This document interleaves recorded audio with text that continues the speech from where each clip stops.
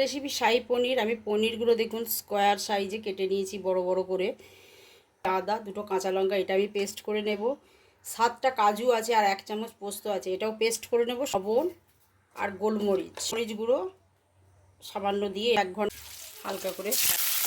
দেখুন গোটা গরম মশলার ফোড়ন দেব। ফোড়নটা দেওয়া হয়ে গেছে, লঙ্কা আদার যেটা ফোড়নটা আমার কষানো হয়ে গেছে। এবার আমি কাজু আর পোস্ত বাটাটা দিয়ে দিলাম।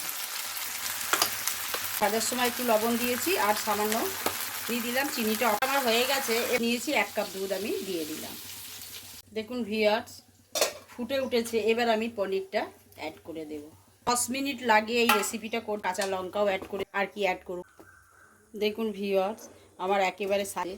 এবার একটু আমি গরম মশলা অ্যাড করে দিলাম, একটু কসুরি মেথি, কেশর। দেখুন শাহী পনিরটা আমি সার্ভিং বলে সার্ভ করে দিয়েছি। আপনারা রেডি করে ফেলবেন।